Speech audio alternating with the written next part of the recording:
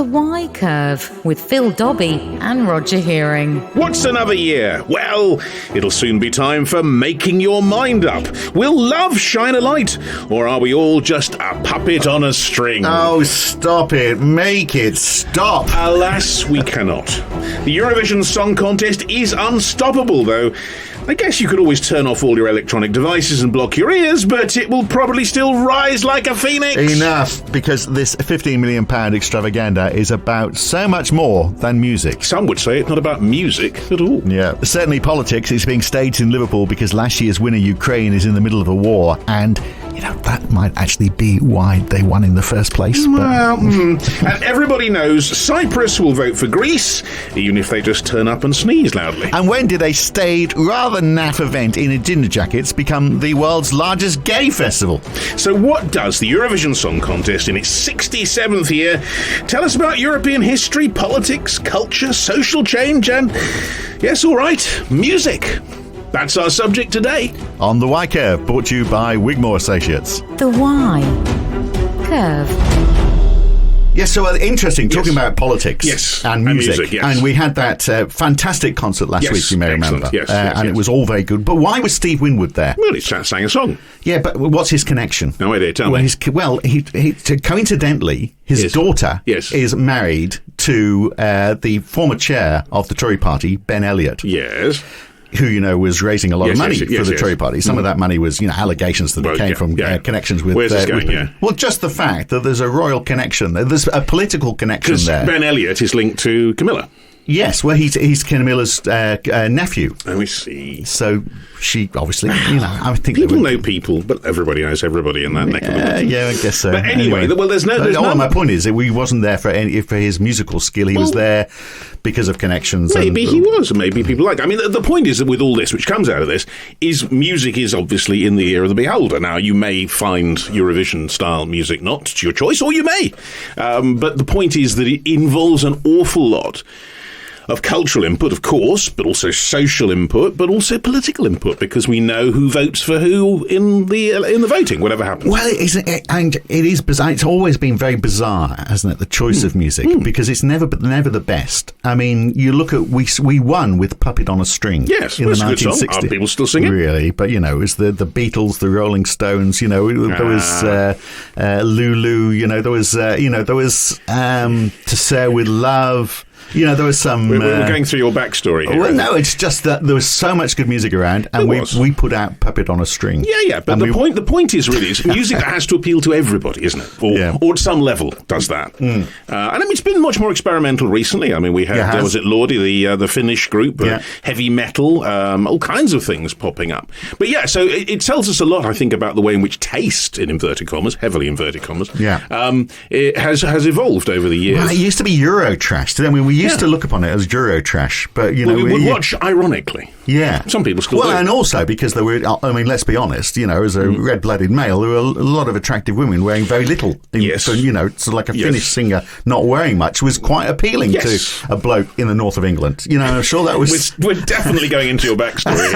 I'm sorry if this is turning something of a confessional. But now we've joined Eurotrash. I feel the UK is now part and parcel of it. So we used to take the mickey out of it. Our commentary was all irony. But also the camp has become the biggest part of it in a way. I mean, it is the world's largest song festival, apparently, but it is also, and that's pretty obvious, a very big LGBT event, and has been for many years now. So in a way, what's been was taken as a kind of sneer has been embraced, I would say. Yeah, but we'll find out whether that really is the case. But it is of significance. I mean, you may say, well, this is perhaps trivial and not befitting. Well, no, but I mean, the politics of it is very important, and front and centre of that is Russia. Obviously, the fact that they were part of it, now they're not, and what influences that had. There's people pulling out because they can't afford to be part of it because everyone else has got to chip in more because the money that was coming from Russia isn't coming in anymore. So but also the fact that the ones who founded Eurovision, it's called Eurovision because in fact it's a European broadcasting network, and the big players in that, Britain, France and a couple others, get automatic entry to all this. So there's a lot of hierarchies going on. But it does tell us a lot about this. And, of course, it's all about money, too, isn't it? There's an awful lot of money invested. So can we predict who would win? I mean, if every song was as good as each other, would we be able to predict who would win? Is sort of like a good song a bit of a wild card because it sort of changes the outcome? Would we be able to tell if all the songs were just as good as each other? The politics of who would vote for each other, would we always arrive at the same answer? It's certainly true that some of the songs that haven't won have actually gone on to be big hits and have made a lot of money for people. Yeah.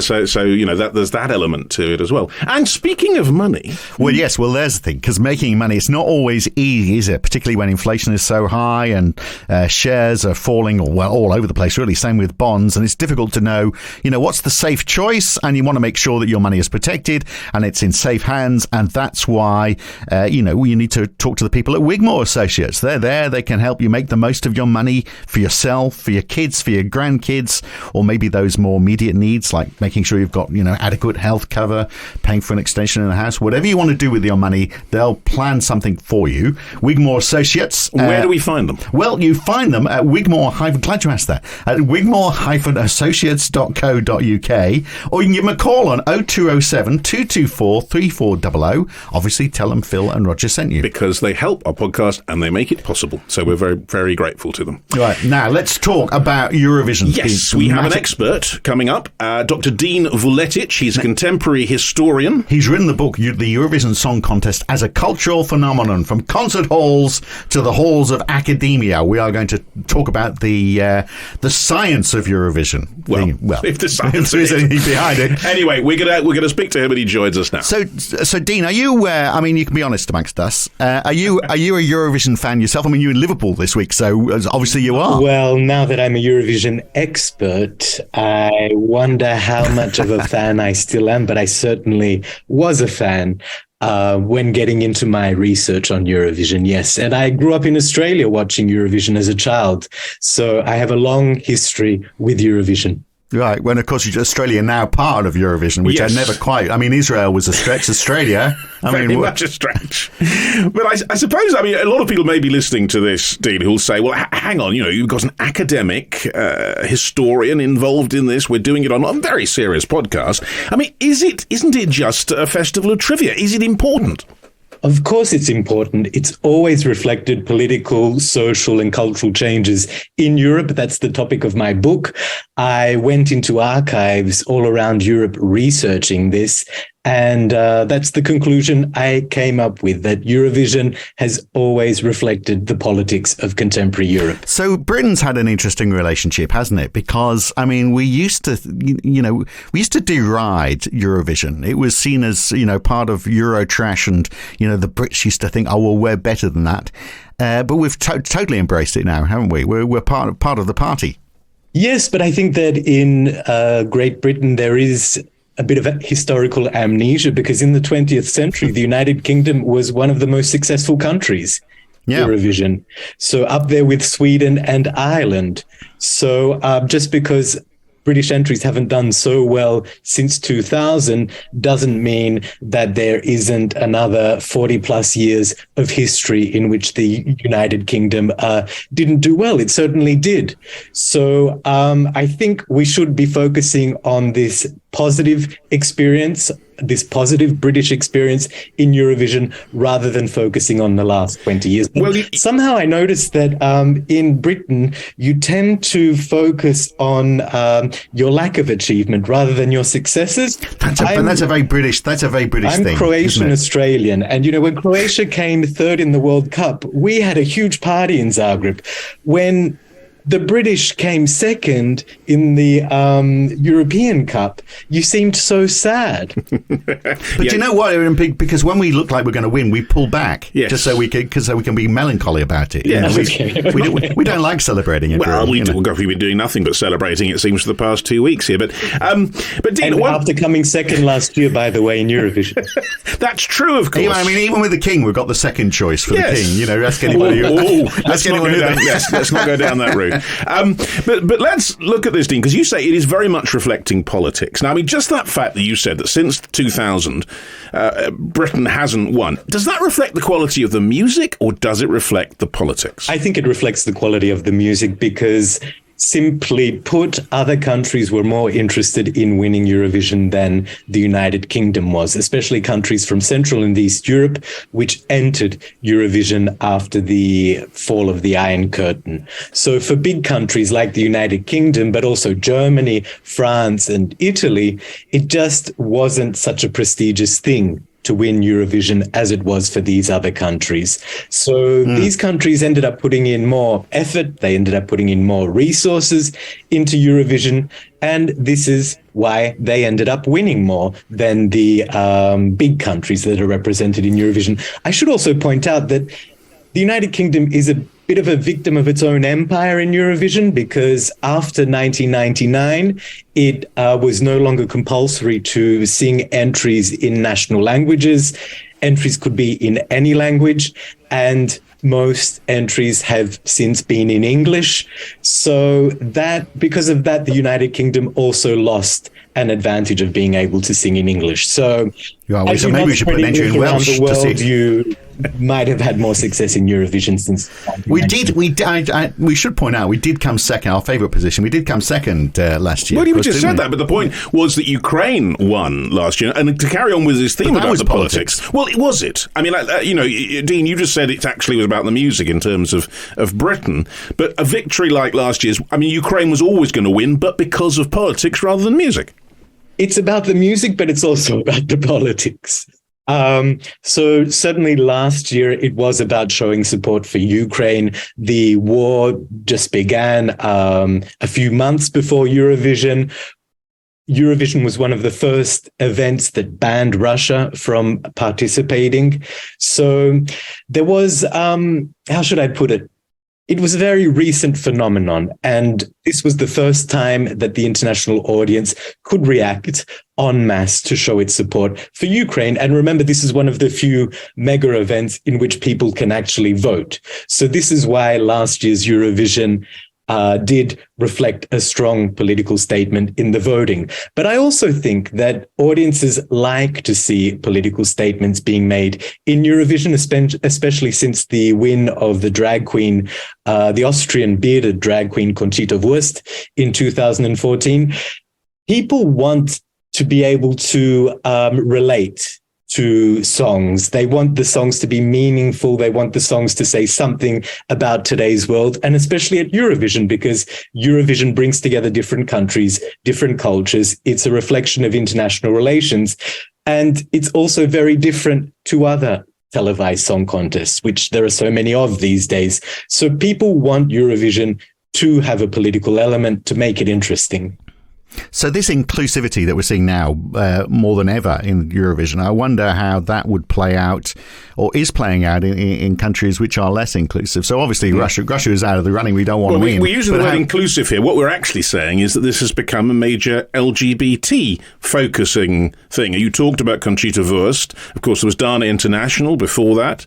This has become a focus very much in the LGBT area, hasn't it? And if Russia hadn't invaded and Russia was still part of it, Russia probably wouldn't want to be part of it. And there's probably other European nations that, for that reason, feel uncomfortable. I mean, Hungary's not in it, for example. There must be other countries which are feeling uncomfortable and are not in it for that reason, perhaps. Perhaps, but we need more proof regarding the motivations of these countries that have withdrawn, such as Turkey, Hungary. It could well be that they're not comfortable with remaining in Eurovision because of the LGBTIQ plus emphasis. But on the other hand, there are some countries that did stay in Eurovision despite having homophobic laws, such as Russia. Russia remained, even though Vladimir Putin and other highly ranked Russian officials criticized the win of Conchita Wurst. So even though they exposed their national audiences to such content, despite the existence, as I mentioned, of homophobic laws, there is still a greater reason to stay in Eurovision for these countries and their governments. We're looking at the history of all this and the culture change and everything else. And if we go right the way back to the beginning of all this, 1956, I think, What was it like then, and how, if we were to see it now, how different would it be? Just give us a sense of the perspective on that. And was politics in the play then as culture. well? I mean, because you think Franco's Spain won, didn't they? And so we didn't hold it against the fact that we had a dictatorship. We still let them win the competition. Exactly. The case of Franco's Spain certainly points to politics being present in the contest in its early years. But let's go back to 1956, the very first year of Eurovision. West Germany sends an entry sung by a singer, Walter Andreas Schwarz, who is a Jew and a Holocaust survivor. What does that tell you? Wow, that's interesting. Politics isn't in it? the very first contest, a West Germany that is distancing itself from its Nazi past. When it comes to where the first contest was actually held, it was held in a theater in Lugano. The hosting was done for the first and only time completely in Italian, also partly because Eurovision was inspired by the Sanremo Italian Song Festival, which was staged in 1951. It was a very formal affair, men in tuxedos, women in evening gowns. So it's very different to the huge arenas that host Eurovision today, with all of these fans coming in casual, colorful gear, waving flags, and paying a lot of money to also get these tickets. Well, indeed. When did it begin to change then? Because, I mean, certainly my memories, and if you look back at the film, you can see online, as you say, full people in ball gowns and dinner jackets, very staid, very stiff feeling kind of affair. When did it change from that? Because in the 60s, it certainly was very different. It changed in the late 1990s, actually. Up until then, the venues were still rather small, even though the clothing, was changing, but it was still relatively formal. I went to Eurovision in Jerusalem in 1999, and I ended up being seated next to an ambassador. People were dressed up in suits. It's a much smaller venue than the arena that it was staged in Tel Aviv in 2019. So even then, it was more of a formal affair, and tickets weren't on sale to the public. But the year before, in 1998, it was staged in Birmingham, and it was a much bigger event. Tickets were on sale to the public. It was staged in an arena. For the first time, you could also see the gay fans on television. That's when done international one too. Public voting was introduced. So really, it's the late 1990s where we really see Eurovision become more commercialized, and we see all of these innovations introduced. And a reason for this is also because the media market in Europe was becoming more commercial. The public service broadcasters like the BBC or Rai in Italy, RTE in Ireland, were also experimenting with more commercialization. So it really has to do with the greater commercialization of the contest and the broader media market in the late 1990s. Does it bring countries together? Is it more inclusive than divisive? I mean, obviously Russia is the wild card here, isn't it? Because Russia's always been problematic. So in 2019, Ukraine pulled out because the singer chosen by the Ukrainian people was asked by the broadcaster if they could sign a contract to stop her playing in Russia, and she refused. So they pulled out because they couldn't find anybody else. Then you had Georgia's entry in 2009. We don't want to put in, or we don't want to Putin. I think was the play on words. So this sort of intense politics coming in really at that point. But it all revolves around Russia, doesn't it? So I wonder whether, take Russia out of the equation, I mean, is it pulling the rest of, is it pulling Western Europe together? Well, not really. There have always been political controversies even before Russia joined Eurovision. So let's say in the mid-1970s, the biggest controversy regarded the tensions between Turkey and Greece after the Turkish invasion of Cyprus. There have always been controversies surrounding Israel's participation and the fact that, for example, other countries in the Middle East don't want to participate in Eurovision because Israel is in it. Then, of course, in the 1990s, we had the wars in the former Yugoslavia, and these tensions were also expressed at Eurovision. So it's not just about Russia. There's a much longer history regarding political tensions, regarding actual wars being reflected in Eurovision. But it's only a song contest. Why is all the politics? I mean, in the end, it's about people getting up in front of other people and singing a song. How does that feed into the national fan? But also, why create the politics? Why is Israel there? Because I know that wasn't popular. In 2019, we had the Icelandic entry. They draped themselves in the Palestinian flag in the green room, which was seen as controversial. But having Israel there is pretty controversial as well. So you can sort of see their point. I mean, why are decisions like that made, I wonder? Well, first of all, when you asked about the why isn't it just a singing contest where these singers get up and sing songs? Well, it's not, because they represent countries. Even though the entries are put forward by the National Public Service, broadcasters on stage, they appear under the names of countries. And this was actually a decision made by the European Broadcasting Union, the organizer of Eurovision, in the early years of the contest. They debated whether the title of the song or the name of the artist or the name of the television station or the name of the country should be put onto the scoreboard. And in the end, they decided it should be the name of the country because this is what the audience can most easily relate to. So that already brought in the, let's say, international, not necessarily tensions, but the international competitive element in the contest. And then it became a competition of countries, not a competition of national television broadcasters. And that's when we see people voting very regularly for the same people. I mean, Cyprus always votes for Greece. Greece always votes for Cyprus. Croatia, does Croatia normally vote for Slovenia? Does it work that way? I mean, these tensions and alliances are very strong in that. I remember in the 80s catching the tail end of the Eurovision Song Contest and actually I hadn't heard any of the music, didn't know any of the songs, and just watched the votes, and you could almost predict who was going to vote for who based on the politics, and often you'd be right. And there was vote trading going on, that's true. Yeah. I've been told this by persons who were members of the national delegations then. But sure, and the United Kingdom has also benefited from this, let's say, in its relationship with Ireland. And the United Kingdom also benefited from the fact that it had English as an official language and could sing in English for so long when other countries could not. So there are different advantages that different countries have. When it comes to, let's say, regional blocks, yes, they tend to vote for each other often because they share common popular music industries, such as in the former Yugoslavia. So they know each other's singers. And this, I think, is rather normal and to be expected. And actually, in a region like the former Yugoslavia, should be something to be praised, considering what they've gone through in terms of political. Well, would Serbia vote for Croatia or Slovenia? Yes, they have. Do you think they certainly do? Have.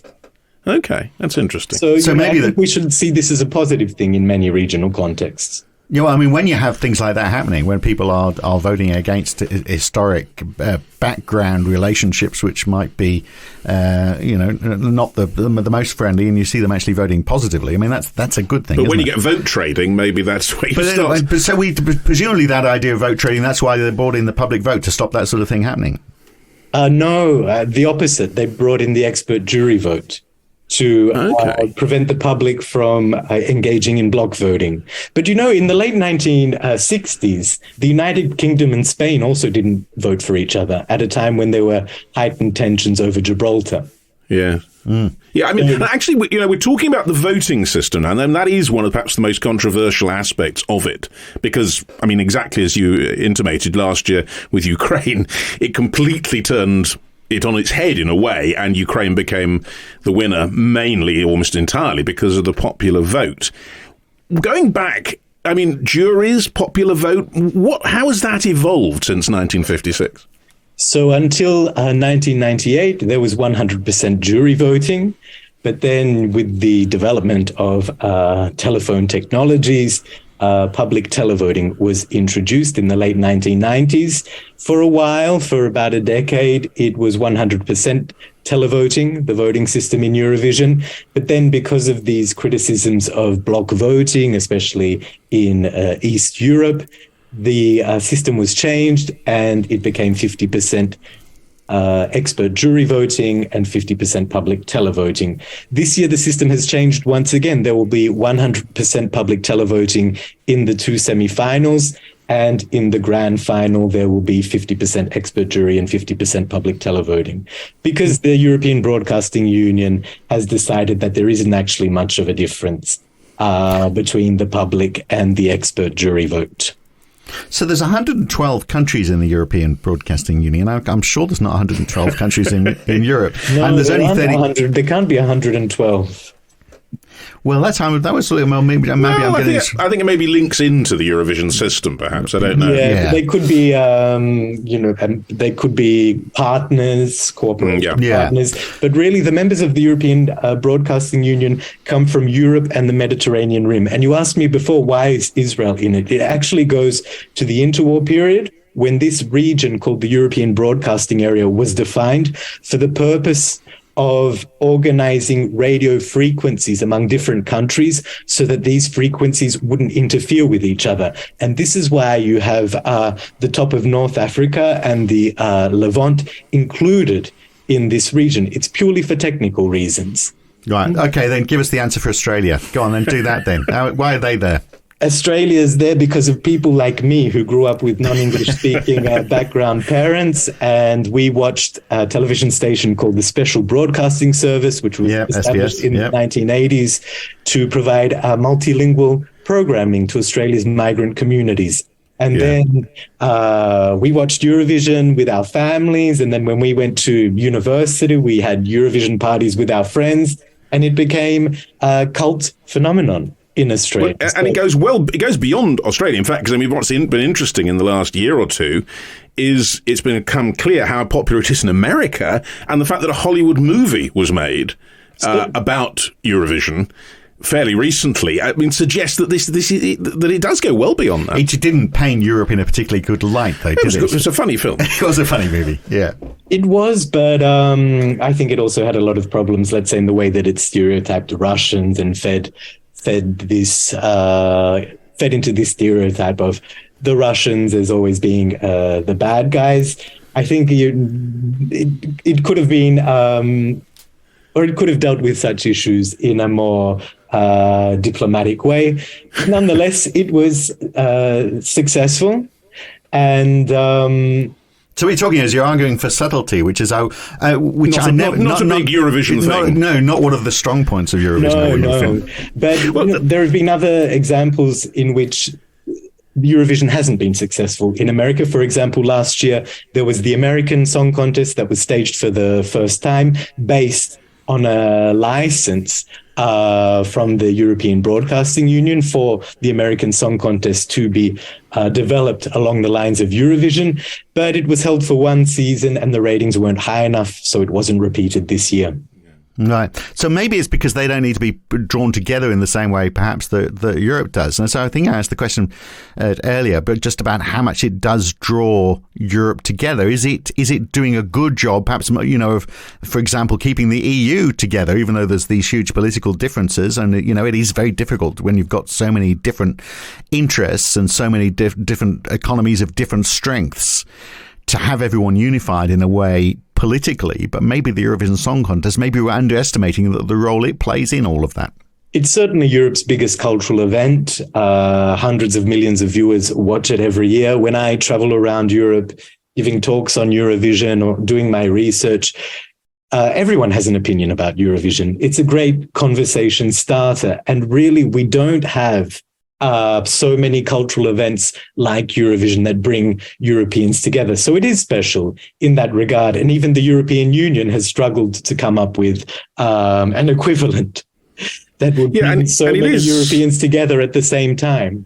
But is it a cultural event or is it just a big party? It's a party, isn't it? It's both. But it's also a big, as we mentioned earlier, LGBT is a massive part of it now. And that is interesting. Why has that happened? Because it's been an effect of the last, 20 years perhaps? But it is huge and that gives it in a way more power perhaps. I think the LGBTIQ plus following goes back even earlier. It just took time for Eurovision to out itself. and to really embrace this audience. But, that came with political and social changes in Europe. So in the 1990s, we saw more discussion of these issues. We saw legal moves towards gay rights, and Eurovision changed as a consequence.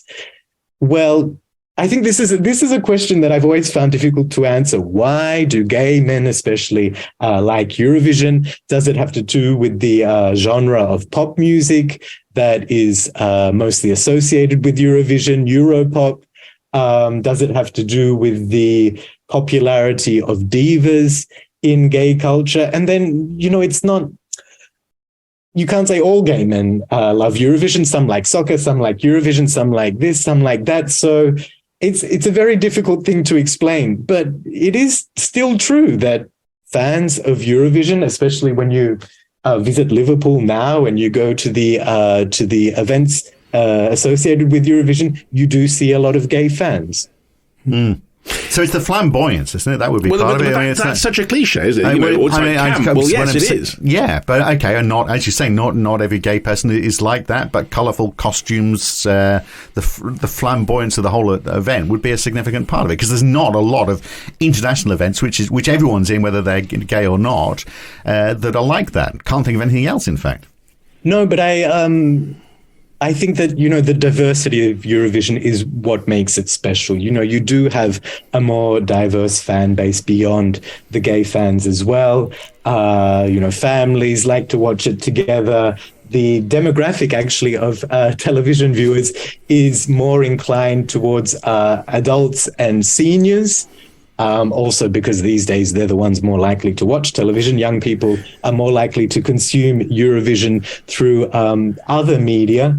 So it is a very diverse fan base, I would say. And even those who aren't fans, who will just watch the show once a year, enjoy it with their friends and family, have a party, as you said, they're important Eurovision consumers as well. So I would say that it's a much more diverse viewership, and that this is really what makes Eurovision very special. Well, Dean, the one thing we haven't really mentioned in this whole thing so far is the music. Because, and that is in theory at the centre of it. How have the songs changed over the years?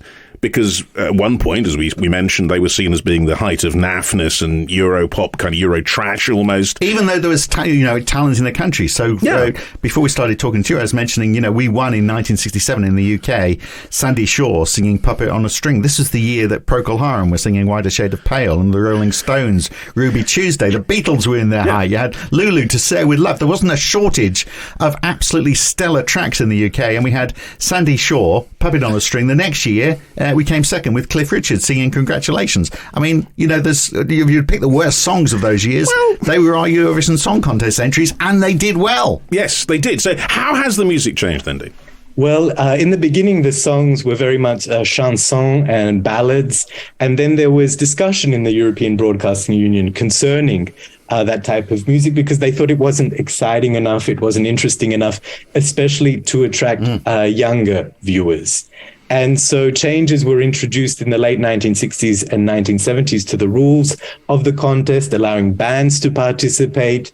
Then, for example, we have ABBA winning in 1974, which really changes the impact of Eurovision. But I would disagree that the songs have generally been of poor quality. If you go back to naff, I think that's the word, for example, Domenico Modugno's Volare came third in Eurovision, but it became the biggest ever non-English language international hit. Yes, it's still heard a lot. It's very much around. But if you went through the years, Dean, of the contest, okay, ABBA is an exception. But if you were to pick out any songs from the last 40 years, it would be only a handful at best, you could say, that anyone still remembers at all. Well, it depends again which regional markets you're looking at, because a lot of these songs may not go on to become global hits, but they'll become hits in the linguistic regions that they come from, in Scandinavia or in the former Yugoslavia or in the Spanish-speaking world. Remember that a lot of Spanish language entries became successful also in Latin America. So they may not have been successful in the United Kingdom or Germany, but they were successful in a very big regional market. So I think how we measure success is something that we could argue about. And I think that these songs were much more successful, just not on such a transnational scale. They certainly seem to be less formulaic, don't they, these days? There's a bit more experimentation going on. Thank goodness. Well, is there a formula now, Dean? I mean, if you were to predict, and you're a historian, not a predictor, I get that, but if you were to say what kind of song would likely win this year, would you be able to hazard a guess? Could we actually forget about the artists and just have artificial intelligence create the Eurovision Song Contest for us? I'm sure someone's tried that. I'm sure as well, and I think that's something we should be worried about to deal with in the near future. But I think that the tendency these days is to go for more authenticity. What I've been noticing in my analysis of Eurovision entries this year and comparing it to recent years is that there are more songs produced with the participation by the artist, so produced or completely composed and written by the artist. Singer-songwriters, basically. Exactly, singer-songwriters. And so there's more of this tendency towards authenticity. Also, when it comes to singing in national languages, the audience has tended to prefer that in recent years, but this year we see less songs in national languages. Which is a shame, isn't it? I mean, because what I would like to see is a competition where people actually aren't too concerned about winning. I mean, it's not, thinking it would be nice to win, but really, rather than coming up with songs that we think are going to appeal to the most people across Europe, let's come up with something that is representative of our country. So we see the cultural diversity that exists within Europe, rather than everyone. I absolutely agree with that, and the same goes for the United Kingdom. I'd love to see entries in Welsh, for example. Yeah, yes. Why not? Scots Gaelic. You have such a rich, how should I put it? You have a wealth of cultures in this country that we don't know about in Europe. And why shouldn't that be presented on the Eurovision stage? So I certainly agree. I would love to see more authenticity in terms of national cultures. Well, no doubt you're experiencing some of that culture in my hometown. You're up in Liverpool at the moment, aren't you? So what's the atmosphere like in the build up to the event? Well, I have to say that last night I was at the opening party, and it was absolutely fantastic. All of the locals mixed with international fans singing these classic songs coming from this city, these classic pop songs. I was so impressed by how friendly people were, how lively they were, how much fun we all had together. This is a fantastic city. Well, it's interesting as well how the power of music and locality, and that was sort of to my point. I mean, I was 6 or 7 when I left Liverpool, but my family is all from Liverpool, and You'll Never Walk Alone still brings a tear to my eye. Sung at the coronation party, of course, exactly, as well. Famously. Yeah. And I suppose, what about, you've seen a lot of these contests, Dean. I'm going to push you to the awful question, who's going to win this year?